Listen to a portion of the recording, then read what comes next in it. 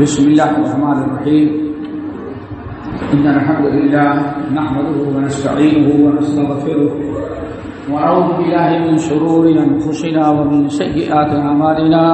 من يهده الله فلا مضل له ومن يضلله فلا هادي له، وأشهد أن لا إله إلا الله وأشهد أن محمدا عبده ورسوله. يا أيها الذين آمنوا اتقوا الله حق تقاته ولا تموتن إلا وأنتم مسلمون. يا أيها الناس اتقوا ربكم الذي خلقكم من نفس واحدة وخلق منها زوجها وبث منهما رجالا كثيرا ونساء، واتقوا الله الذي تساءلون به والأرحام إن الله كان عليكم رقيبا. يا أيها الذين آمنوا اتقوا الله وقولوا قولا سديدا يصلح لكم أعمالكم ويغفر لكم ذنوبكم، ومن يطع الله ورسوله فقد فاز فوزا عظيما. أما بعد فإن خير الحديث كتاب الله وخير الهدي هدي محمد صلى الله عليه وسلم، وشر الأمور محدثاتها وكل محدثة بدعة وكل بدعة ضلالة وكل ضلالة في النار. فأعوذ بالله السميع العليم من الشيطان الرجيم. بسم الله الرحمن الرحيم. ألف لام را كتاب أحكمت آياته ثم فصلت من لدن حكيم خبير. ألا تعبدوا إلا الله إنني لكم منه نذير وبشير. وأن استغفروا ربكم ثم توبوا إليه يمتعكم متاعا حسنا إلى أجل مسمى ويؤت كل ذي فضل فضله وَإِن تَوَلَّوْا فَإِنِّي أَخَافُ عَلَيْكُمْ عَذَابَ يَوْمٍ كَبِيرٍ.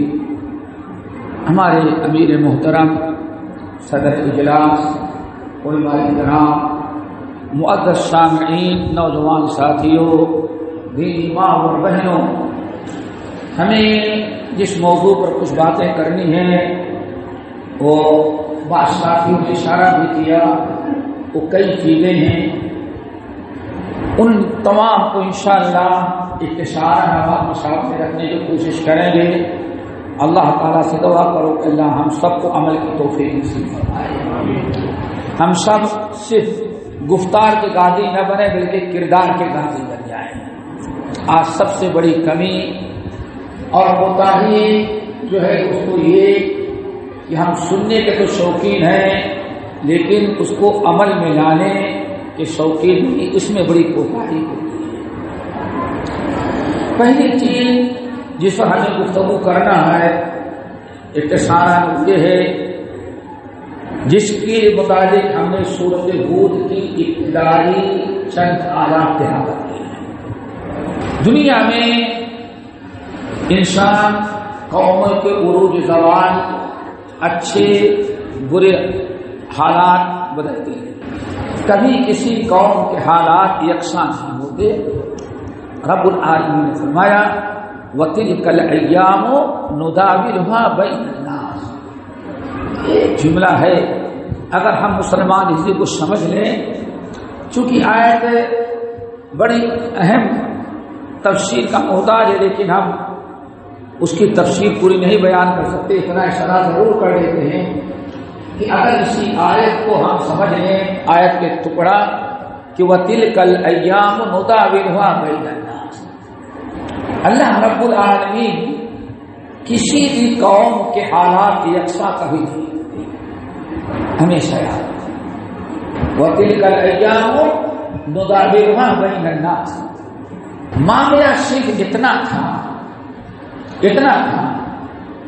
کہ رسول اللہ صلی اللہ علیہ وسلم سارے نبیوں کے سردار، آپ کے اصحاب جس خلفائے اربعہ ہیں، ماشاءاللہ خلفائے راشدین ہیں، اشرے مبشرہ ہیں. اللہ رب العالمین نے جنگ بدر میں نہتے تھے 313 تھے. 313 تھے.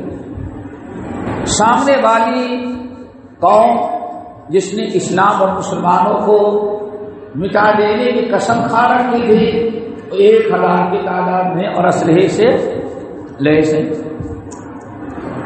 جب مٹبھیڑ ہو گئی اللہ تعالیٰ نے 3000 فرشتوں کو بھیج کر کے مسلمانوں کی مدد کیا. ہمارے خطیب الاسلام مولانا عبدالرؤوف صاحب جھنڈے نگری رحمۃ اللہ علیہ کہا کرتے تھے اور ہمیشہ پڑھتے تھے فدائے بدر پیدا کر فرشتے تیری نصرت کو اتر سکتے ہیں کہ آسمان سے اندر کے تارک بھی اگر ہم وہ ایمان و جذبہ پیدا کر لیں جو میدان بدر میں تھا تو آج بھی اللہ ہماری مدد کے لیے فرشتے بھیجتا ہے. ٹھیک سال بھر کے بعد اس مقابلے میں مسلمانوں نے شکست دیا 1000 فوج کو.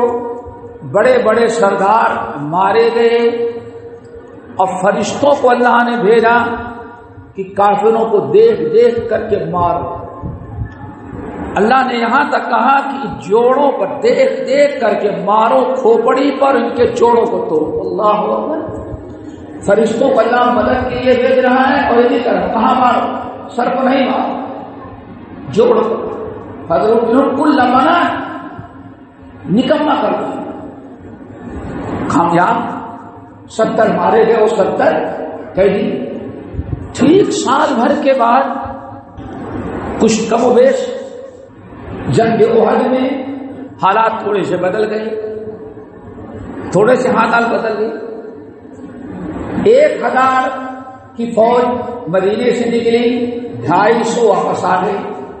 ایک تو نبی علیہ السلام کو یہ تکلیف پہنچی, آگے راستے سے میدان جنگ پہنچنے کے پہلے 3000 فوج میں سے کتنے آگے 1000 فوج میں سے 250 واپس آ گئے. اب باقی کتنے بچے 750. ادھر 3000 کی فوج تھی. آج دوسری جنگ جو ہوئی تو اس میں نبی علیہ السلام تو سارے صحابہ کرام اسلحے سے لیس تیار ہو کے گئے تھے. ایک پہاڑ تھا ٹیلا جس کے پیچھے سے دشمنوں کے آنے کا ڈر تھا. آپ نے 50 تیر انداز وہاں 50 تیر انداز وہاں مقرر کر دیا. فرمایا تم یہاں سے ہٹنا نہیں, ہمیں فتح ہو شکست ہو تم یہاں سے ہٹنا نہیں, یہاں ڈٹے ہیں. مسلمانوں نے ایسا زوردار حملہ کیا کہ ایک ہی حملے میں کفار کے 30,000 کی فوج منتشر ہو گئی, میدان چھوڑ دیا. مسلمان مال غنیمت اکٹھا کرنے لگے. کچھ لوگوں نے ہتھیار رکھ دیا, جنگ ختم ہو گئی. خالد بن ولید ابھی مسلمان نہیں ہوئے تھے, کافروں کے سپہ سالار تھے ہوئے دستے کے, بڑے تیز ترا. انہوں نے 200 اپنی فوج لے کر کے پیچھے سے نبی علیہ السلام اور صحابہ کرام گھیراؤ ڈالنا چاہا, لیکن اللہ رسول 50 تین اندازوں کو وہاں ٹیلے پر کھڑا کر دیا, پیچھے سے نہ آیا. حضرت نبی علیہ السلام نے بڑی تاکید کی تھی فتح ہو جا شکست تم یہاں پہ کرنا ہے. لیکن کفار مکہ کے لڑاکو خالد بن ولید جو مسلمان نہیں ہوئے تھے, اور جب 200 کی فوج لے کر کے آنے لگی تو انہوں نے مقابلہ کیا. اور مقابلہ کرنے کے پہلے 50 میں سے 40 اللہ کے رسول نے منع کیا تو اترنا نہیں. 40 لوگ اللہ کے رسول کی بات اس لیے سے نہیں چھوڑے کہ نافرمانی ہو. ان کا مقصد یہ تھا جنگ ختم ہو گئی ہے. اللہ رسول کا مقصد تھا جب تک جنگ ہو رہی ہو تب تک یہاں سے کرنا نہیں, جنگ ختم ہو گئی ہے. منع کرنے کے باوجود وہ 40 اترے، باقی کتنے بچے؟ 10۔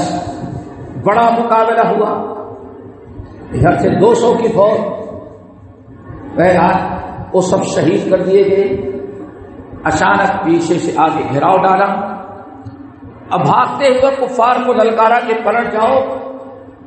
جنگ کا نقشہ بدل گیا، اس میں ہر صحابی زخمی، خود نبی علیہ السلام بھی زخمی تھے، اور تقریباً 70 کے قریب صحابہ کرام شہید ہوئے، جس میں امیر حمزہ رضی اللہ عنہ۔ بہرحال جنگ ختم ہوئی، کفار مکہ جتنی کامیابی چاہتے کامیابی نہ ہوئی، میدان سے نکل گئے۔ اب یہ صحابہ کرام جنہوں نے سال بھر پہلے میدان بدر میں شکست دیا تھا، آج وقت انا ہارا، اب آج کا یہ کیسا ہو گیا؟ ابھی تو سال بھر پہلے ہم نے ان کو شکست دی تھی، اللہ نے فرشتوں کو بھیج کے ہماری مدد کیا، آج کیسے نقشہ بدل گیا کہ ہمیں شکست ہو گئی، ہمارے دنیاوی نقصان؟ آج تو ہمارے پاس زیادہ پاور تھا۔ قل تم انا ہذا، یہ کیسے ہو گیا؟ تو رب العالمین نے سورہ آل عمران کے اندر بڑی تفصیل ہے، اور اس کو بڑے اچھے انداز میں نصیحت کیا، جس میں 2 چیزیں بتاتا ہوں۔ نمبر 1، اللہ نے فرمایا جب صحابہ نے کیا کہا اپنا ہاں یہ کیسے ہو گیا، ہم پر کیسے غالب آ گئے، ہمارے 70 آدمیوں کو کیسے شہید کر ڈالا، ہم نے شہرے کو کیسے زخمی کیا، انا ہاذا یہ کیسے ہو گیا؟ اللہ نے فرمایا قل ہوا من عند انفسکم، انا ہاذا نہ کہو، پہلے اپنا محاسبہ تم کرو۔ قل تم انا ہاذا، یہ کیسے ہو گیا؟ اللہ نے کچھ نہیں کیا، وَمِنْ عِنْدِ أَنفُسِكُمْ، یہ تم نے کچھ خطائیں کی کہ سب کچھ تمہارا اپنا کرتوت، اپنا کارنامہ ہے، تمہاری اپنی کوتاہیوں کی بنا پر یہ مصیبت تم پر آئی۔ ایک چیز تو یہ آگے بات سمجھ میں نا، پھر یہی ایک چیز اور سمجھ لیں، وہاں ایک چھوٹی سی غلطی ہوئی، چھوٹی سی غلطی، اور کتنے 40 آدمی، کتنے 40 آدمیوں کی تھوڑی سی غلطی سے مصیبت آئی، اور جب کہنے لگے انا ہاذا تو اللہ نے فرمایا انا ہاذا نہ کہو بلکہ ہوا من عند انفسکم۔ قرآن نے کہا کوئی مصیبت نہیں آتی جب تک کہ تم نے کچھ کیا نہیں۔ آگے دوستو سن، اب آج ذرا بتائیں، یہاں 50 میں سے کہیں ایک نمازی ہوگا، 29 بے ایمان مسلمان ہے۔ آ رہی سمجھ میں نا؟ وہاں ایک غلطی ہوئی، ایک غلطی وہ سمجھ چکی ہے، قسم نہیں اللہ نے تمہاری وجہ سے۔ اور آج مسلمان کیا کیا کر ڈال رہا ہے، پھر بھی مصیبت آتی ہے تو کہتا ہے اللہ یہ کیوں، اللہ ان کو اتنی چھوٹ دے دیا، ایسا کیوں ہو رہا ہے؟ تو جب اللہ تعالیٰ اصحاب رسول کو کہتے ہیں اس کو اپنا دیکھو ایسے کیوں ہوا، اللہ سے نہیں پوچھو، نبی سے نہیں پوچھو، تم خود جواب ڈھونڈو کہ تم نے کیا کیا کہ تمہارے اوپر یہ بلا آئی۔ کیا پتہ چلا؟ ہمیں اپنا محاسبہ کرنا چاہیے کہ ہم کہاں کیسے۔ نمبر 2، دوسری چیز دوستو، اللہ وَتِلْكَ الْأَيَّامُ نُدَاوِلُهَا بَيْنَ النَّاسِ، اللہ نے ایسا نہیں رکھا کہ ہمیشہ تم کو فتح ہی دے گا۔ اللہ تعالیٰ کے قانون ہے، ایک سنت اللہ ہے دوستو، اس کو یاد رکھو، سارا پیسے ساری پریشانی دو۔ اللہ نے فرمایا وَتِلْكَ الْأَيَّامُ نُدَاوِلُهَا بَيْنَ النَّاسِ، ہم نے تم کو کہیں یہ لکھ کے نہیں دیا ہے کہ ہمیشہ تم ہی میدان جنگ میں غالب رہو گے، ہمیشہ تمہیں کو پاور رہے گا، میں نے یہ نہیں کہا ہے۔ بلکہ کیا ہمارا طریقہ کبھی تم کو کبھی ان کو۔ وَتِلْكَ الْأَيَّامُ نُدَاوِلُهَا بَيْنَ النَّاسِ، اللہ یہ شب و روز یہ زمانہ جو ہے اللہ تعالیٰ اس کو پھراتے رہتے، کبھی ان کے حق میں کبھی ان کو غالب کیا تم کو مغلوب، کبھی تم کو غالب کیا ان کو مغلوب، کبھی پاور ان کے ہاتھ میں کبھی پاور تمہارے ہاتھ میں۔ یہ اللہ کا ایک قانون ہے، اللہ کا ایک فیصلہ ہے۔ اور یہی ہرقل عظیم روم نے بخاری شریف کی روایت کے مطابق نبی علیہ السلام کے سچے نبی ہونے کی جو چند علامتیں اور دلیلیں اس نے بتایا تھا، ان میں سے ایک دلیل یہ بھی ہے، مشائخ بتاتے ہوں گے، ابو سفیان کو جب روم کے نمائندے نے اپنے دربار میں طلب کیا، ہرقل نے پوچھا، بہت کم پوچھا، ان میں ایک بات یہ ہوئی پوچھی، تمہاری اور محمد کی جنگ ہوتی صلی اللہ علیہ وسلم، جنگ ہوتی ہے کہاں؟ برابر کئی جنگیں ان سے لڑ چکے ہیں، کئی جنگیں ہو چکی ہیں، کہاں میدان کس کے ہاتھ میں رہتا ہے؟ تو کہا کہ بادشاہ سلامت جہاں تک میدان کا معاملہ ہے کبھی ان کے ہاتھ میں کبھی ہمارے ہاتھ۔ اور ایک جملہ بڑا استعمال کیا ہے، حرب سجال، الحرب سجال جانتے ہیں نا؟ نہیں جانتے ہوں گے، کہیں گاؤں کے رہے ہوں گے تو گاؤں میں کنواں ہوتا تھا، کنویں پر موٹر نہیں بھی رہتی تھی، رسی رہتی اور ڈول رکھا رہتا، گاؤں کا ہر آدمی اور اس کے اندر ایک گھومنے والی پہیا لگی رہتی، جو پہلے پہنچ جاتا وہی پانی لیتا، جو پہلے پہنچ گیا باری اس کی ہے، آپ پہنچ گئے تو آپ کا نمبر ہے، آپ پیچھے رہ گئے، یہ پہنچ گئے تو یہ پہلے نمبر۔ تو ابو سفیان نے کہا جنگیں تو ہوتی لیکن کبھی میدان جیسے پانی لینے میں کبھی وہ آگے بڑھ گیا، کبھی ہم پیچھے رہ گئے، کبھی ہم آگے بڑھ گئے وہ پیچھے رہ گیا، ہماری اور محمد کی جنگ کا معاملہ یہی ہے، کبھی میدان ان کے ہاتھ میں کبھی ہمارے ہاتھ میں۔ دوسری جگہ بس صدقتا، اس کا مطلب سچا ہے۔ اللہ اکبر، ذرا سوچو سارے نبیوں کے سردار، کبھی ان کو بھی سیاسی طور پر میدان جنگ میں کبھی آپ کو بھی تکلیف پہنچ رہی ہے، کبھی آپ کے اپنے ساتھیوں کو بھی شہید کرانا پڑ رہا ہے۔ بہت حکمتیں ہیں سورۃ آل عمران کی آیت میں، لیکن میں نے ایک ہی چیز پیش کی۔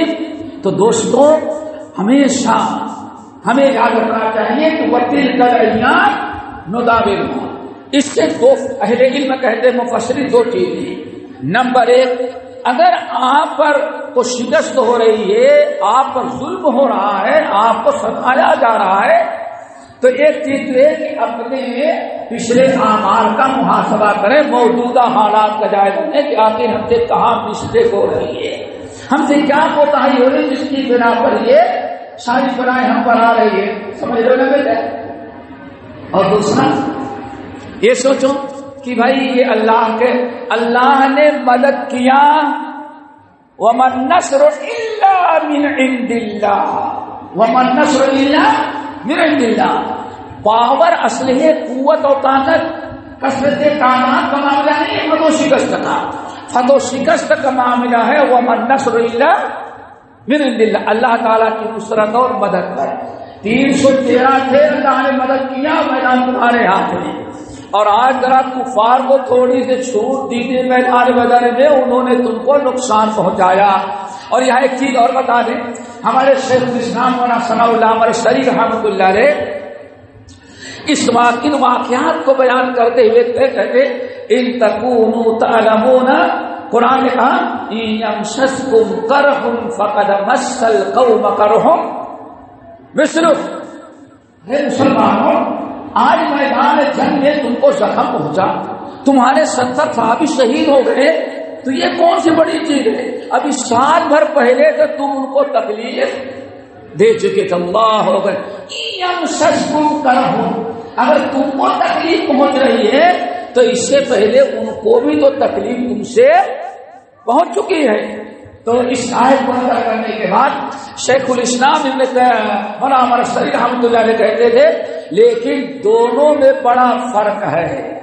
آج تم کو تکلیف پہنچ رہی ہے، اس سے پہلے ان کو تکلیف پہنچی تھی، لیکن دونوں میں بڑا فرق ہے. کیا فرق ہے؟ ان تکونوا تعلمون فإنهم يعلمون كما تعلمون. اللہ کے بندو، اگر آج تم کو تکلیف پہنچ رہی ہے تو ایسے ہی ان کو بھی تکلیف پہنچ رہی ہے. فرق کیا ہے؟ وَتَرْجُونَ مِنَ اللَّهِ مَا لَا يَرْجُونَ. تم کو جو تکلیف پہنچتی ہے اس میں تم کو اجر و ثواب کا ملتا ہے، اچھی امید ملتی ہے. اور ان کم وقتوں کو کیا ملا؟ ان کو تو فتح ملی جب بھی جہنم میں گئے اور شکست ہوئی. جہاں بھی جہنم تمہارا جو ہاتھ میں فائدہ ہے، ان تکونوا تعلمون فإنهم يعلمون كما تعلمون وترجون من الله ما لا يرجون. تمہیں تکلیف پہنچتی ہے، فتح ملتی ہے جب بھی اچھی امید، اور شکست ہوتی ہے جب بھی تمہیں اللہ تعالیٰ سے اچھے. کیا خیال ہے؟ ذرا سوچیں. ایک تو یہ بڑا فائدہ کہ گناہوں کی مغفرت، بخشش، جنت کے درجات بلند. اور اگر کوئی قتل کر دیا گیا تو شہید فی سبیل اللہ، اس کے لیے تو فائدے ہی فائدے ہیں. لیکن مد مقابل کو تکلیف پہنچی، اس کو کیا ملا؟ یہاں بھی ڈنڈے کھایا، مرتے ہی ڈنڈے کھایا، قبر میں بھی اور حشر میں بھی، ہر حال اس کا نقصان ہے. تو دوستو ہمیں اس چیز کو یاد رکھنا چاہیے. فَإِنَّهُمْ يَعْلَمُونَ كَمَا تَعْلَمُونَ وَتَرْجُونَ مِنَ اللَّهِ مَا لَا يَرْجُونَ. دوستو ہمیں ان حالات میں کبھی کثرت تکلیف آئے، کسی قوم کو آپ پر غلبہ حاصل ہو تو اس میں زیادہ پریشان ہونے کی ضروری نہیں. کیوں؟ اللہ یہ دکھاتے ہیں کہ وَمَا النَّصْرُ إِلَّا مِنْ عِنْدِ اللَّهِ. جنگ بدر میں تم تھوڑے تھے، اللہ نے مدد کی. یہ علماء جانتے ہیں. وَيَوْمَ حُنَيْنٍ إِذْ أَعْجَبَتْكُمْ كَثْرَتُكُمْ. اور جنگ حنین میں 12,000 کی تمہاری فوج تھی. اللہ اکبر. کتنی فوج تھی؟ 12,000 کی تمہاری فوج تھی، اور سامنے والا صرف ایک قصبہ تھا حنین کا. دیکھیں کس قدر مسلمانوں کو شروع میں نقصان اٹھانا پڑا. اللہ نے فرمایا کیوں؟ تم نے اپنی کثرت پر فخر کیا تھا. اذ اعجبتکم کثرتکم. جب تم نے پلٹ کر کے دیکھا 12,000 کی فوج ہمارے پاس ہے، اور سامنے والے کے بعد ایک گاؤں ہے، نہ نہیں کو ہم شکست کر لیں گے. اب اللہ کی مدد کو مانگنے کے بجائے تم نے اپنی کثرت تعداد دیکھا. اللہ یہ دکھانا چاہتا ہے کہ تم کتنے بھی اچھے ہو، کتنے بھی پاور میں ہو، ہمیں ہر وقت اللہ تعالیٰ کی نصرت اور مدد کے محتاج ہو. 12,000 کی فوج تھی مسلمانوں کی. اللہ نے فرمایا لیکن تم کو اپنی کثرت تعداد پر فخر. ہمارا اب کون بگاڑ سکتا ہے؟ میری تعداد اتنی ہے. 313 سے میدان بدر میں 1,000 کو شکست دیا، اور آج کے قصبے پر ہے ہمارا کرو 12,000 ہماری ہو گئی. اللہ نے فرمایا جب تمہارے اندر تھوڑا سا مہمانہ آ گیا تو میں نے دکھا دیا، اپنی مدد روک لیا، اور تمہیں پتا چل گیا. تاکہ لتعلموا، اچھی طرح سے سمجھ لو کہ اللہ کی مدد کی تمہیں ضرورت ہے. دوستو ہمیں ان کچھ وصولی باتوں کو جو اللہ تعالیٰ سنت اللہ جس کو کہتے ہیں، یہ اگر ہم نے سمجھ لیا تو سوچ لیں کہ آج ان کا معاملہ ہے تو کل انشاءاللہ ہمارا معاملہ ہو. سمجھ گئے نا؟ اگر ہم کو دکھ پہنچ رہا ہے تو وہ بھی خوش، سامنے والا بھی خوش نہیں ہے. تو تلک الایام نداولها بین الناس. اس لیے ہمیشہ اس سے جڑے جس کے ہاتھ میں سارا پاور ہے. اور سارا پاور کس کے ہاتھ میں ہے؟ ارسل علیہم جنودا لم تروها وجعل کلمۃ اللہ العلیا وکلمۃ تمہارے کلمے کو تمہارا مقدم کیا، اور سامنے والے کے کفر کے معاملے کو ہم نے ختم کر دیا. تو دوستو ہمیں فی الحال ابھی جب ان چیزوں کو آپ نے سمجھ لیا تو سب سے بڑا معاملہ ہمارا اور آپ کا دوستو، ان حالات میں، ایسے حالات میں کچھ باتیں تو آپ نے سمجھ لیا، اب دوسری بات، ان حالات میں ہمیں کیا کرنا ہے، ہماری ذمہ داری کیا ہوگی۔ ہم نے دیکھا ہمارے امیر محترم نے اس نقطے کی طرف تقریباً مختلف پروگراموں میں اشارہ کیا۔ دعا کیا ہمارا ماپ ہے، جب اسی کے سامنے کے ہاتھ میں پاور ہے تو انبیاء میدان جنگ میں کیا دعا مانگتے؟ ربنا، سب کو یاد ہے نا، ربنا افرغ علینا صبرا وثبت اقدامنا۔ جب اللہ نے فرمایا کثرت اور قلت کا کچھ نہیں معاملہ، سارا معاملہ فتح و شکست کا ہماری نصرت اور مدد پر، اسی لیے میدان جنگ میں بھی انبیاء جب سامنے آتے دشمنوں کے تو سب سے پہلے اللہ تعالیٰ سے تعلق جوڑتے، کبھی اپنی تعداد، اپنے اسلحے، اپنے پاور پر نہیں، اپنے علم ہنر پر نہیں، اپنے فوج پر نہیں، اللہ تعالیٰ کو پکارتے کیا؟ ربنا افرغ علینا صبرا، آگے وثبت اقدامنا وانصرنا علی القوم الکافرین۔ اکبر الہ آبادی کہتے تھے مصیبت میں بھی جب یاد خدا ان کو نہیں آتی، ابھی بھی ہم اللہ کو یاد کرنے والے نہ بنے، اللہ کی مدد، اللہ تعالیٰ سے جڑنے والے ہم نہ بنے، ابھی وہ اسباب نہ اپنائے جن اسباب کی بنا پر اللہ تعالیٰ ہماری مدد کرتا ہے۔ تو اکبر الہ آبادی کہتے مصیبت میں بھی جب یاد خدا ان کو نہیں آتی، دعا منہ سے نہ نکلی، پاکیزوں سے پرچیاں نکلی۔ کیا مطلب ہے؟ یعنی کم سے کم پہلے کا کفار و مشرکین جو تھے جب خوشحال رہتے تو اللہ کو بولے، اور جب ڈنڈے پڑتے اور کہیں کشتی بھاور میں پھنس جاتے تو اب سارے بتوں کو چھوڑ کے کس کو پکارتے؟ اب سوچتے اگر میں کہوں گا اللہ ہاں کشتی بڑی مشکل میں ہے، ڈانڈا کے طفیل سے، عزا کے طفیل سے اللہ میری مصیبت ٹال دے، تو کافی سوچتا ہے وسیلہ پکڑنے لگے تو کشتی ہی ڈوب جائے گی، اس لیے اب وسیلے کے بجائے ڈائریکٹ اللہ کو پکارو۔ کیوں؟ ایمرجنسی میں وہی کام کر سکتا ہے، نیچے والا مدد نہیں کر سکتا، کوئی دعا بغیر ان کی وسیلے کی نہیں۔ لیکن جب خطرے پھنس جاتے دعوا اللہ مخلصین لہ الدین، جب چاروں طرف سے مولے گھیر لیتے کیا کہتے؟ بس اب بھول جاؤ، نہ عزا کو پکارو، نہ منات کو پکارو، نہ لات کو پکارو، کسی کو نہیں پکارو، اب ڈائریکٹ کس کو پکارو؟ اللہ کو۔ تو دوستو لیکن آج کا مسلمان اکبر الہ آبادی کے اس پر جو مصیبت، دعا نہیں، بابا کے پاس جا کر کے 6 انچ کے کاغذ کی تعویذ لیتا ہے۔ مصیبت میں بھی اب یاد خدا کو نہیں آتی، زبان دعا منہ سے نہ نکلی، پاکیزوں سے پر تعویذ کے ذریعے مسئلہ حل کرنا چاہتا ہے۔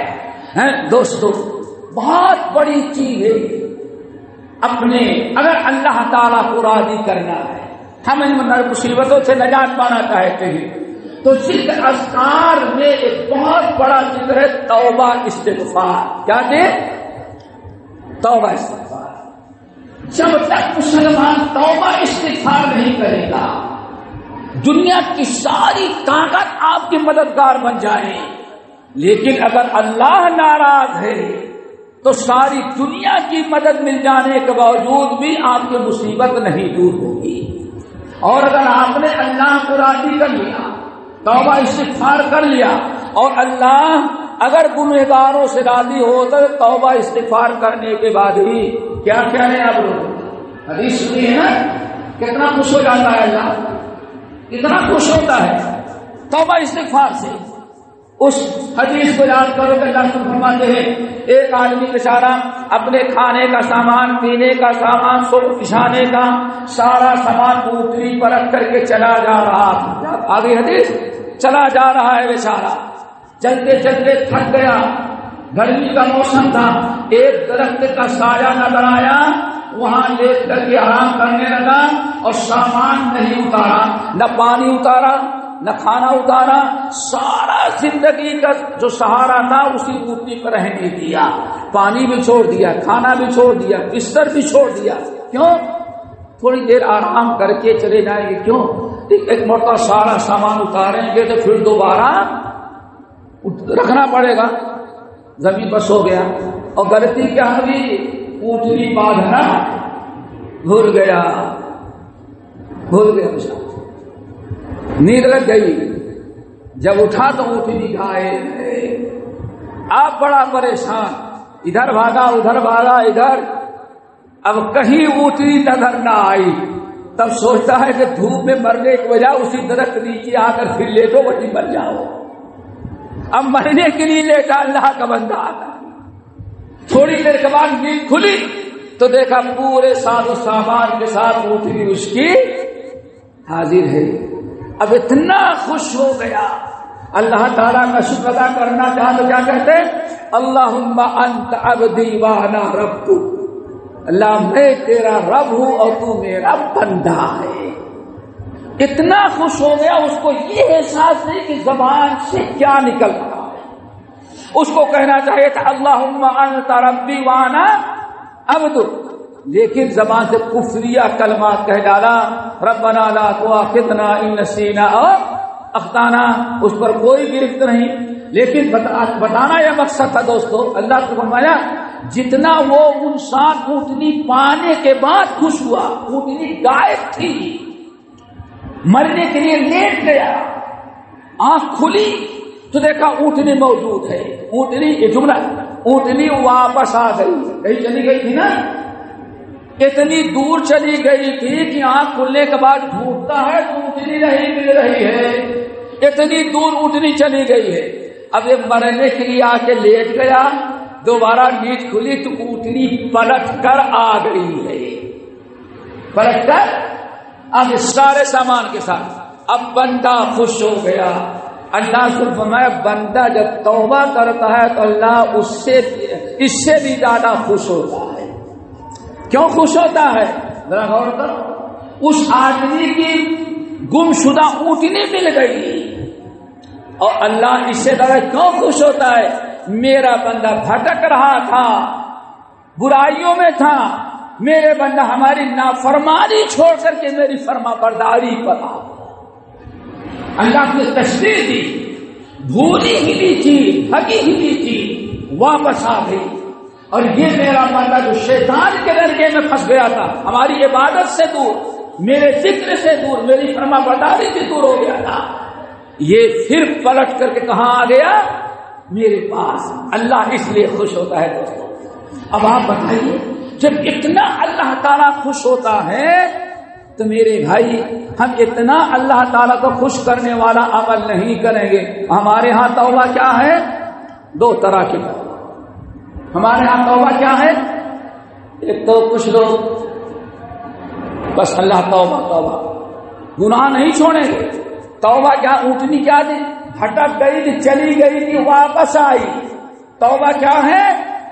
اللہ کی فرما برداری سے بھٹک گیا تھا، جیسے گائے اونٹنی واپس آ گئی، ایسے ہی شیطان کے نرگے سے بندہ واپس لوٹ آیا۔ توبہ کے معنی آتے لوٹ آنا، اللہ کی نافرمانی، حرام کاری، برائیوں سے واپس لوٹ آئے، اللہ کی عبادت و اطاعت کے رد۔ دوستو اس کو کہا جاتا ہے توبہ ہے۔ اللہ ہم سب کو توبہ نصیب فرمائے۔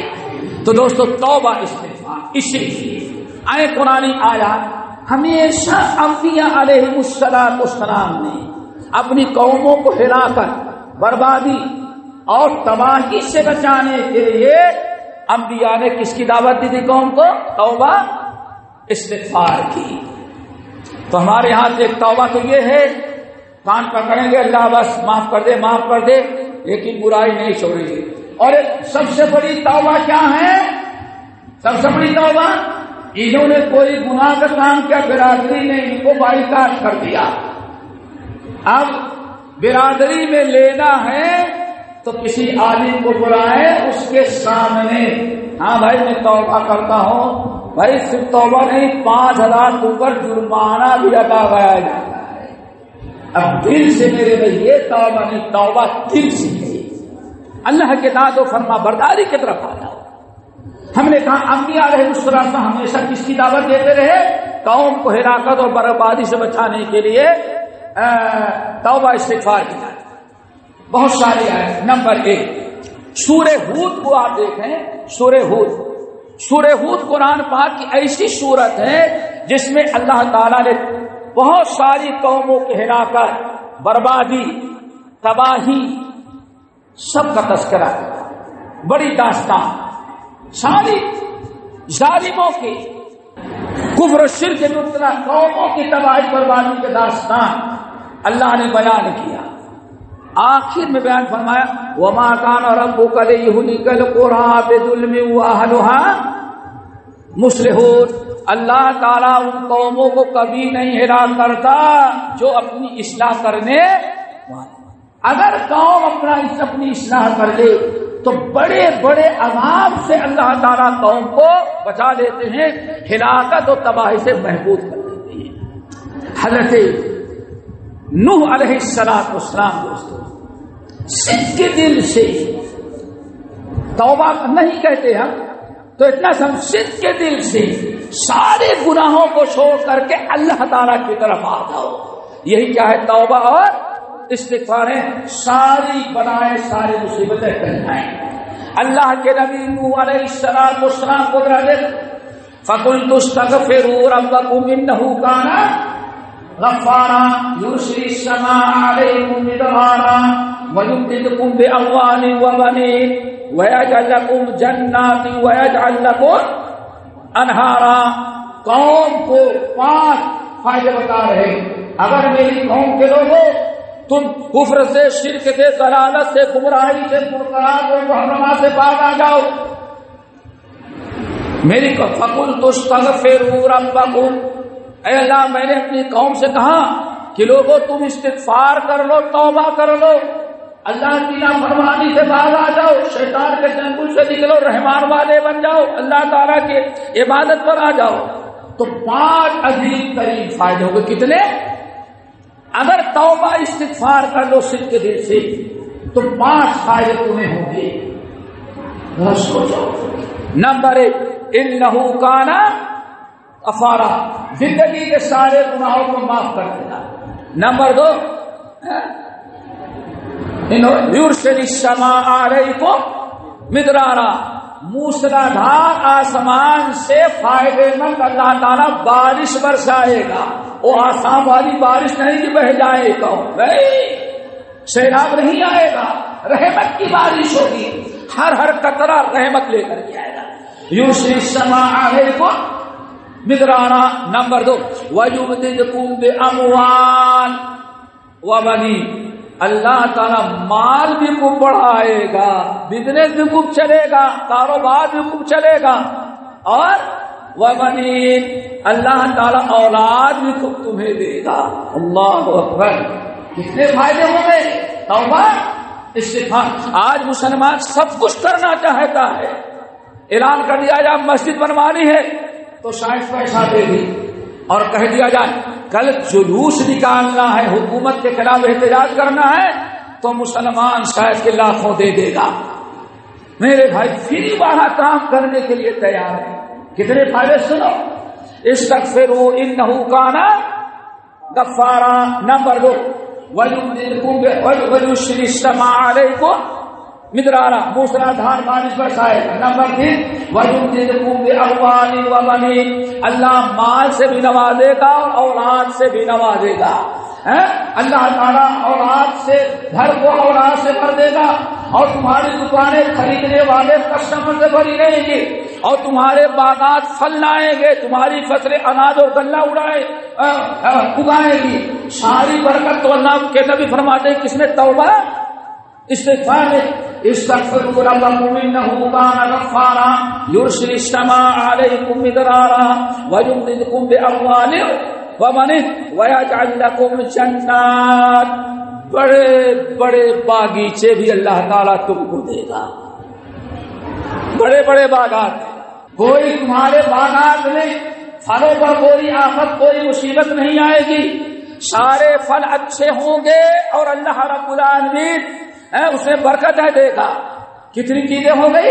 انه كان غفارا يرسل السماء عليكم مدرارا ويمددكم باموال وبنين ويجعل لكم جنات ويجعل لكم انہارا، اور اللہ تعالی نہریں جاری کر دے گا۔ بارش کا موسم ختم بھی ہو جائے گا تو پانی کے کوئی قلت تمہیں واہ ہوگا۔ یہ کون دعوت دے رہا ہے؟ اللہ کے نبی نوح علیہ السلام اپنی قوم کو۔ اس کے بعد ذرا دیکھو حضرت صالح علیہ السلام اپنی قوم سے کہتے ہیں یا قوم استغفروا ربکم انہ کان غفارا یرسل السماء علیکم مدرارا ویزدکم قوة الی قوتکم ویزدکم قوة الی قوتکم۔ اے میری قوم کے لوگوں، ساری بلائیں دور ہو جائیں گی، ساری آفتیں ختم ہو جائیں گی، سب کیا استغفار کرو، ثم توب، توبہ اور استغفار کرو۔ اللہ تعالیٰ آسمان سے موسلادھار بارش برسائے گا، اور ایک بڑا فائدہ کیا ہوگا؟ وَيَزِدْكُمْ قُوَّةً إِلَىٰ قُوَّتِكُمْ، تمہاری ساری قوت اور طاقت دشمنوں کے مقابلے میں اللہ بڑھا دے گا۔ کیا کر کوئی ایک نمبر کی ضرورت نہیں، اللہ تعالیٰ ویسے ہی تمہاری قوت۔ وَيَزِدْكُمْ قُوَّةً إِلَىٰ قوتکم، تمہاری جو قوت ہے اس قوت کو سینکڑوں گنا بڑھا دے گا، بڑی سے بڑی دشمن کو تمہارے مقابلے میں کھڑی ہونے کے لائق ہی نہیں رہ جائے گی۔ کیا چال ہے پریشانیوں کی علاج کی نہیں ہے۔ اور ذرا دیکھو حضرت صالح علیہ السلام اپنی قوم سے کہتے ہیں پورا ملک، صالح علیہ السلام کے پورے ملک کی تباہی 9 کنڈوں کے ٹولیاں تھی۔ کتنے؟ 9۔ وَكَانَ فِي الْمَدِينَةِ 9 رَهْطٍ يُفْسِدُونَ فِي الْأَرْضِ وَلَا يُصْلِحُونَ، پورے ملک کو تباہ کرنے والا جو اس وقت ان کا راجا تھا، 9 کنڈوں کی پارٹیاں تھیں، کوئی شریک نہیں تھا۔ أَلَيْسَ مِنكُمْ رَجُلٌ رشید والا مانگا۔ وَكَانَ فِي الْمَدِينَةِ 9 رَهْطٍ، 9 کنڈوں کے پارٹیاں تھیں، گینگ تھا۔ اللہ کے نبی صالح علیہ السلام کہتے ہیں یا قوم استغفروا ربکم، یا قوم استغفروا ربکم ثم توبوا الیہ، میرے قوم کے لوگوں توبہ استغفار کرو۔ آگے کہتے ہیں لولا یا قوم لم تستعجلون بالسیئۃ قبل الحسنہ، تم برا عذاب کیوں لے رہے ہو؟ آخر میں کیا کہتے ہیں واستغفروا لعلکم ترحمون، اگر تم آج توبہ استغفار کر لو تو اللہ تعالیٰ ساری مصیبتیں ٹال کر کے آج ہی رحمتوں کا دروازہ تم پر کھول دے گا۔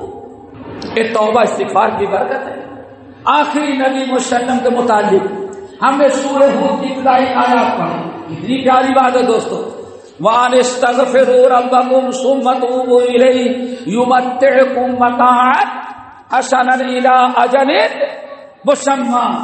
اللہ کے رسول جب آئے دنیا میں تو اپنی قوم کو قیامت تک کے لیے پیغام دے کر کے گئے، توحید پر قائم رہو، اللہ کے علاوہ کسی کی عبادت نہ کرو، اور ایمان پر قائم رہو، سچا ایمان ہو۔ اور آگے کیا کہتے ہیں دوستو؟ عجیب سے بات ہے، وَأَنِ اسْتَغْفِرُوا رَبَّكُمْ ثُمَّ تُوبُوا إِلَيْهِ، اور اپنے رب کے سامنے رو رو کر کے توبہ استغفار کرو۔ وَأَنِ اسْتَغْفِرُوا رَبَّكُمْ، اپنے رب کے سامنے گڑاؤ، توبہ استغفار کرو، گناہوں کو چھوڑ کر کے نیک بن جاؤ۔ اللہ کیا کرے گا؟ یمتعکم متاعا حسنا، بڑی خوشحال مزیدار امن و امان پروقار زندگی اللہ تعالیٰ تمہیں عطا کرے۔ یمتعکم متاعا حسنا، اللہ تعالیٰ بڑی ہی عزت والی زندگی اور گزارنے کا سامان، اچھے سے اچھے کپڑے بھی ملیں گے، اچھے سے اچھے سواریاں بھی ہوگی، اچھے سے اچھے بنگلے بھی ہوں گے۔ یمتعکم متاعا حسنا الی اجل مسمى۔ تو ضرورت ہے دوستو توبہ استغفار کی۔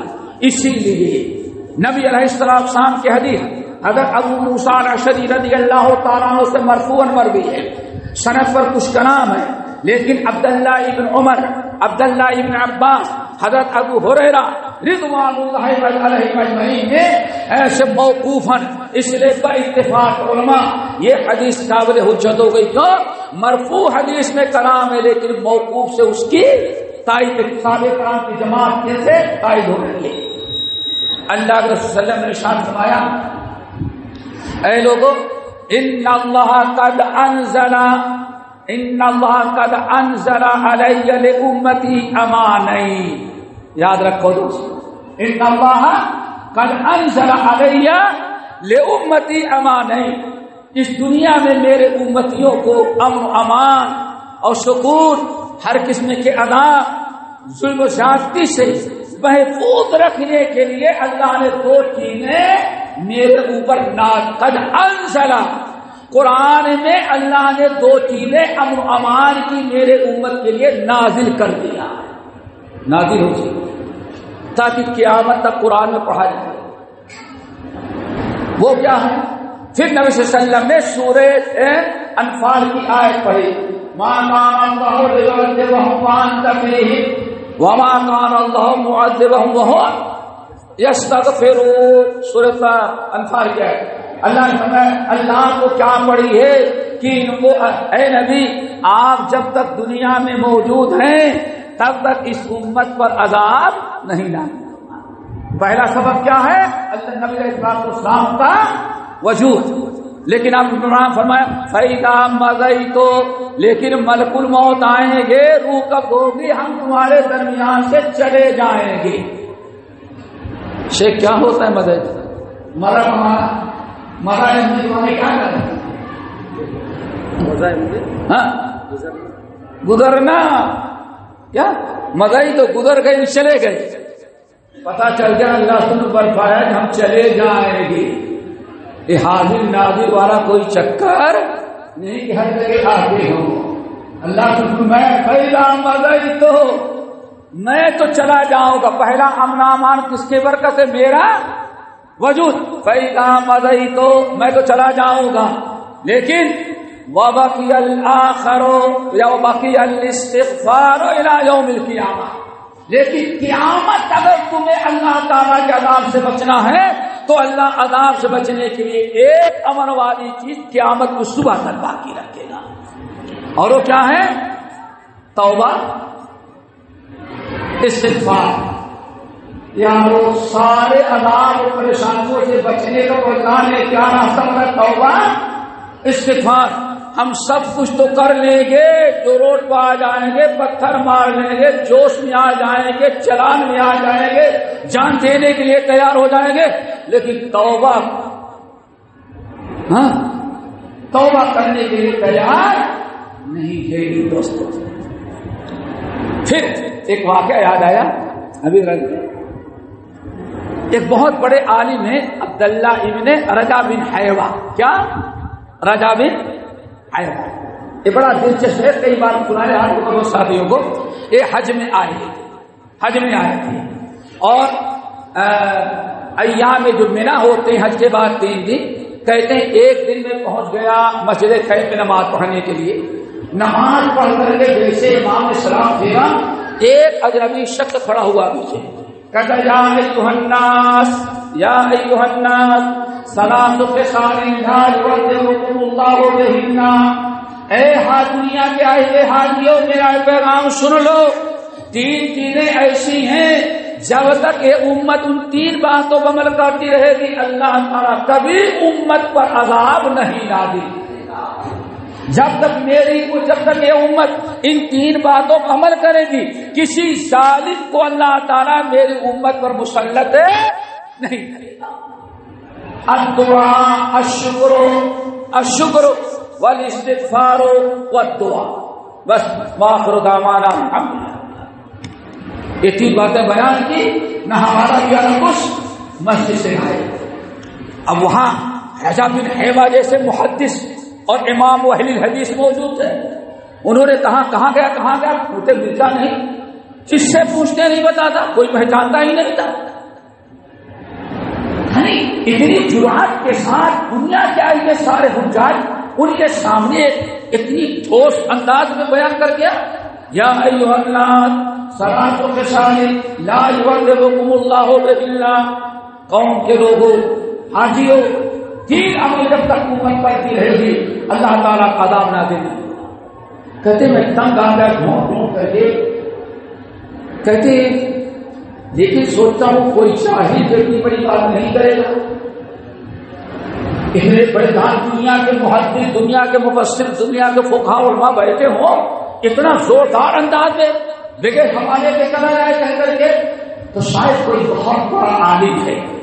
کہتے ہیں میں گیا اور قرآن میں ڈھونڈنا شروع کیا کہ دیکھیں قرآن میں ملتا ہی نہیں، قرآن میں ڈھونڈنا شروع کیا، کہاں سورۃ الفاتحہ سے شروع کیا، سورۃ بقرہ، سورہ آل عمران، سورۃ النساء، سورہ آل عمران پوری اتنی لمبی 5 پارے تقریباً پڑھ ڈالا، اور سورۃ النساء جب پڑھنے لگا تو پڑھتے پڑھتے پہلی چیز مل گئی۔ پہلی چیز کیا تھی؟ شکر۔ جب تک تم اللہ تعالیٰ کا شکر ادا کرتے رہو گے اللہ تعالیٰ کا عذاب۔ آیت مل گئی ما یفعل اللہ بعذابکم ان شکرتم وآمنتم وکان اللہ شاکرا علیما۔ اللہ اکبر۔ اے ایمان والو، مسلمانوں، اگر ایمان کے ساتھ ساتھ تم اللہ تعالیٰ کے شکر گزار بندے بن جاؤ تو اللہ شکر گزار بندوں کو کبھی ہلاک، کبھی عذاب نہ دے۔ ناشکری کرنے والوں پر اللہ عذاب آتا ہے۔ اگر آج ہمارے اوپر بلائیں مصیبتیں ہیں تو ذرا محاسبہ کریں کہ ہم اللہ کی ناشکری تو نہیں کر رہے ہیں۔ اللہ اکبر۔ موسیٰ کو نبوت مل رہی ہے، موسیٰ کو نبوت مل رہی ہے، اور اللہ تعالیٰ حکم دیتے ہیں فَخُذْ مَا آتَيْتُكَ وَكُن مِّنَ الشَّاكِرِينَ۔ موسیٰ یہ تمہیں دے رہے ہیں، یہ نبوت رسالت اور یہ تورات پکڑو مضبوطی سے، وَكُن مِّنَ الشَّاكِرِينَ، اور میرے شکر گزار بندے بن جاؤ۔ اللہ اکبر۔ موسیٰ علیہ السلام کو رسالت اور نبوت اور آسمانی کتاب اللہ ادا کرے، اور اسی وقت کہتا ہے ہمیں نعمتیں ہیں جو ہم دے رہے ہیں، ان پر اللہ تعالیٰ کا شکر ادا کرو۔ سارے نبیوں کے سردار محمد صلی اللہ علیہ وسلم کو ذرا دیکھو، وَالضُّحَىٰ وَاللَّيْلِ إِذَا سَجَىٰ مَا وَدَّعَكَ رَبُّكَ وَمَا قَلَىٰ، ہے نا؟ آخر میں کیا ہے؟ سورت کس پر ختم ہوتی ہے؟ وَأَمَّا بِنِعْمَةِ رَبِّكَ۔ اے نبی ذرا شکر گزاری کیجیے، اللہ اکبر۔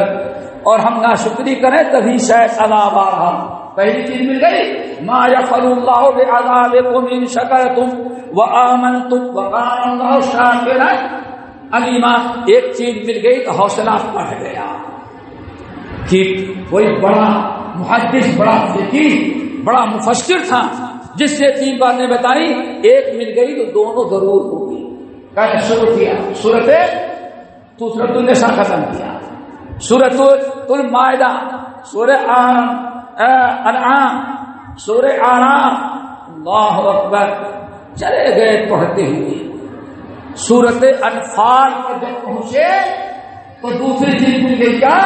استغفار اور توبہ۔ 3 چیزیں کہا نا، شکر ہے، توبہ، استغفار اور دعا۔ جب دوسری چیز ملی کہاں؟ ایک جو بھی آج میں نے سنا ما کان اللہ لیعذب وانت فیہ، اور حوصلہ بڑھا۔ 2 مل گئی تو تیسری چیز قرآن کے اندر ملے گی۔ کہتے اور مطالعہ شروع کیا، چلا گیا پڑھتا ہوا یہاں تک کہ سورۃ فرقان 19واں پارہ۔ اللہ اکبر۔ پرانے زمانے میں تحقیق کا کتنا شوق اور ذوق تھا، کسی عالم نے کہا تو اس کو ڈھونڈو ساری رات۔ کہتے جب سورہ فرقان پڑھ ڈالا تو سورہ فرقان کی آخری آیت مل گئی ہے۔ تیسری چیز کیا تھی؟ دعا۔ نمبر 1 شکر، نمبر 2 توبہ استغفار، اور نمبر 3 شکر اور دعا۔ قل ما یعبأ بکم ربی لولا دعاؤکم فقد کذبتم فسوف یکون لزاما۔ اے لوگو تم عذاب کے مستحق تو ہو چکے ہو، اتنی برائیاں تم نے کر ڈالا، اللہ تعالیٰ عذاب نازل کر دے، لیکن اللہ عذاب کیوں روک رکھا ہے؟ رو رو کر کے دعائیں کرنے والے موجود ہیں تمہارے درمیان۔ قل ما یعبأ بکم ربی لولا دعاؤکم فقد کذبتم فسوف یکون لزاما۔ اسی لیے میرے دوستو ہمیں چاہیے کہ ہم ذرا توبہ استغفار کی طرف رجوع کریں اور جب توبہ استغفار کریں گے تو سنن مسند احمد بن حنبل کی روایت، حدیث کے راوی فضالہ ابن عبید رضی اللہ تعالی عنہ، اللہ تعالی شاہ العبد آمن من عذاب اللہ ما استغفر اللہ، اللہ اکبر، دو جملے کی حدیث۔ اللہ تعالی کیا ارشاد فرمایا؟ امن العبد من عذاب اللہ، ہر بندہ اللہ عذاب سے محروم رہے گا کب تک؟ مستغفر اللہ، جب تک اللہ کے سامنے توبہ استغفار کرتا رہے گا۔ دوستو صرف کان پکڑ کر کے استغفار کرنے سے کافی نہیں، دل میں احساس ہو کہ اللہ جتنی برائیاں ہوتی ہیں اللہ سب کو تو معاف کر دے۔ اس لیے دوستو ہمیشہ اگر ہم چاہتے ہیں خوشحالی کی زندگی گزاریں، سارے عذاب سے محفوظ رہیں، تو دل لگا کر کے ہمیں توبہ استغفار کرنا پڑے گا، ساری پریشانیوں کا علاج۔ اور پھر ابو داؤد کی حدیث، من لزم الاستغفار من لزم الاستغفار، اس حدیث کے بعد راویوں پر اہل کلام کیا، لیکن امام ابن کثیر اور دیگر اہل علم کہتے ہیں اس حدیث کا ہر جملہ قرآن کی آیت سے ثابت ہے۔ کیا ہے؟ من لزم الاستغفار جعل اللہ له من كل ضيق مخرجا ومن كل هم فرجا ومن يتق الله يجعل له، اللہ اکبر، ٹھیک ہے، من لزم الاستغفار، جو خوب کثرت سے توبہ استغفار کرتا رہے گا، اپنے گناہوں کو یاد کر کے، جو یاد ہے جو یاد نہیں ہے رب کے حوالے کر کے توبہ کرے گا، استغفار کرے گا، گناہوں برائیوں سے اپنے آپ کو بچائے گا۔ اللہ کو ارشاد فرمایا جس نے ایسا کیا، لازم پکڑا، اللہ تعالی ہر پریشانی اس کی دور کر دے گی۔ من کل ضیق مخرجا، ہر تنگی سے اللہ اسے محفوظ کر لیں گے۔ ورزقہ من حیث لا یحتسب، اور کتنی بھی دنیا ان کو نوکری سے محروم کرے، ان کے کاروبار کو بائیکاٹ کرے، کتنا بھی تنگ کرے، رزق کے معاملے میں اللہ تعالیٰ اس کے رزق کا انتظام ایسی جگہ سے کر دے گا جہاں سے بند کرنے والے سوچ بھی نہیں سکتے۔ ساری مشکلات حل موجود ہے قرآن و سنت کے اندر، کیا توبہ استغفار۔ اللہ تعالیٰ سے دعا کرو کہ ہمیں توبہ استغفار کرنے کی توفیق نصیب فرمائے۔ دوستو یہ بہت ہی ضروری ہے، اگر ہم نے سیدھ کے دل سے توبہ کے 3 ارکان، کتنے؟ توبہ استغفار کے کتنے؟ کان پکڑنے سے توبہ نہیں۔ نمبر 1 آپ جس گناہ سے توبہ استغفار کر رہے ہیں، پہلی چیز آپ کو اس پر ندامت اور شرمندگی ہو کہ واقعی میں نے رب کی نافرمانی کی، آپ کا دل گھٹ رہا ہو، دم گھٹ رہا ہو، ایسا نہ ہو اگر میں بغیر توبہ کے مر گیا تو پتا نہیں ہمارے ساتھ کیا حاصل ہو، احساس ہو، نادم ہو۔ التوبۃ والندامہ، اصل توبہ کیا ہے؟ دل کا احساس کہ ہاں ہم نے رب کی نافرمانی کی۔ نمبر 2 انسان اس گناہ کو اکاؤنٹ بند کر دینا پڑے، پہلے چھوڑیں 2 ہو گئے نا۔ نمبر 3 آئندہ نہ کرنے کا عزم مسمى، یہ 3 ارکان۔ اور اگر حقوق العباد سے ہے، یہ چوتھا ہے کیا؟ جو حق آپ پر ہے اس کو ادا کر دیا۔ اگر ہم یہ 3 ارکان ادا کیے پھر اللہ تعالیٰ اپنی رحمتوں کو دروازہ کھولے۔ کیوں؟ وَإِذْ سورۃ طٰہٰ وَإِنِّي لَغَفَّارٌ لِمَن تَابَ وَآمَنَ، اور کیا ہے؟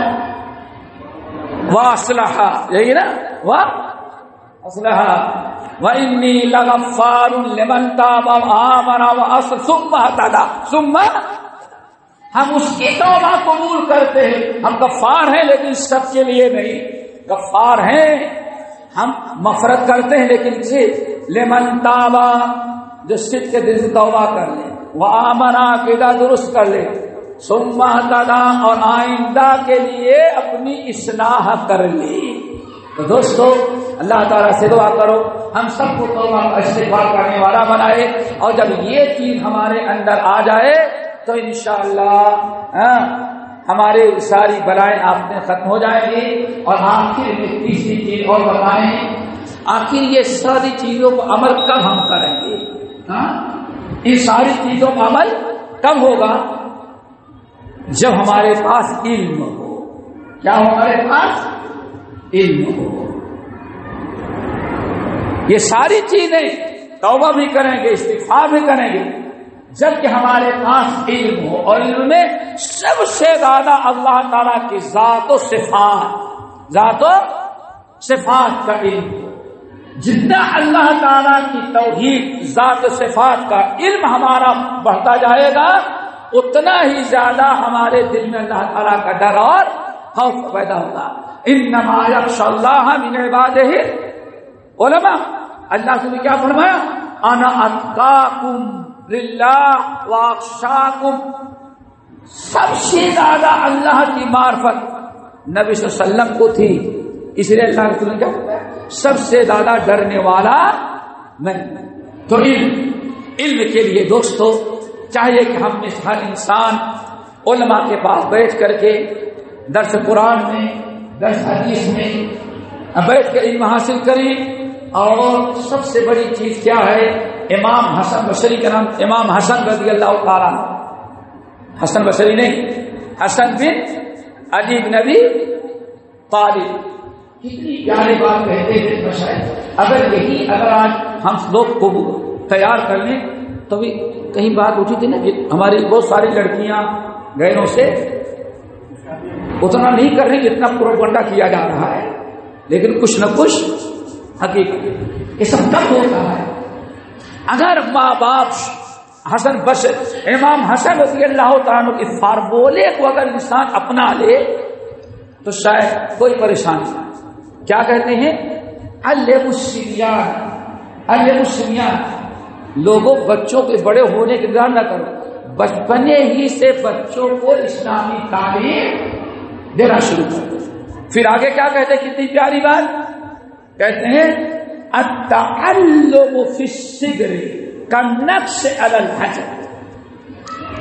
بچپنے میں بچوں کو جو تعلیم دو گے دل میں ایسا بیٹھ جائے گا، ایسا نقش ہو جائے گا جیسے پتھر پر کوئی چیز لکھ دی جائے۔ پتھر پر لکھی ہوئی کہتے نہیں، پتھر کی لکیر کیا مطلب ہے؟ کبھی مٹتا نہیں، تو مرتے تب تک بچے کے دل سے علم نہیں آ سکتا۔ پھر آگے کیا کہتے ہیں؟ اور بڑے ہو جانے کے بعد بچوں کو پڑھاؤ گے، بڑے ہو جانے کے بعد تو اس کی مثال ایسے پانی پر لکیر کھینچنا، پانی پر بڑا سا شپ جاتا رہتا ہے، نشان بنتا ہے، لیکن 2 منٹ کے بعد سب ایسے ہی بچے بچپنے میں آپ بچوں کو نہیں سکھلائیں گے تو مشکل آ جائے گی۔ اسی لیے میں کہتا ہوں ہر مسجد میں کم سے کم بچوں کی تعلیم کا، مکتب کے نام تدریس کا انتظام ضرور ہونا چاہیے دوستوں۔ ماں بچوں کا کیوں گلا تو گھوٹ دیا اہل کالج نے، کرا کہاں سے آئے سوارے مگر وہاں سے کوئی توقع نہیں، ٹیچر جو ہے اس سے کوئی توقع نہیں، پرنسپل جو اس سے کوئی توقع نہیں۔ اب لے دے کر کے بچوں کی تعلیم و تربیت کا ایک ہی راستہ کیا ہے؟ کیا؟ یا ایھا الذین آمنوا قوا انفسکم واہلیکم نارا۔ تو مسجدوں میں، مکتبے میں، اپنے گھر میں ماں اور بہنوں کو کم سے کم چاہیے اپنے بچوں کو، اور آپ کی توجہ ہونی چاہیے کہ بچوں کی تعلیم بچپنے میں ہو۔ انشاءاللہ ہمارے بچے بچپنے سے پڑھے رہیں گے تو بڑے ہونے کے بعد کوئی ان کو گمراہ نہیں کرتا۔ اور اس میں سب سے بڑا کردار ماں کا ہوتا ہے، ماں کے پاس جتنا علم ہوگا، جتنی سوجھ بوجھ ہوگی، جتنا تفقہ فی الدین ہوگا، اسی کی روشنی میں اپنے بچوں کی تربیت کرے گی تو کوشش کرے بچوں کی تعلیم پر، تاکہ آگے چل کے ایک اچھی ماں، ایک اچھی رہنما ایک اچھی مربیہ بنے. اللہ تعالی ہم سب کو عمل کی توفیق نصیب فرمائے. اقول قولی ھذا واستغفر اللہ من کل ذنب واتوب الیہ.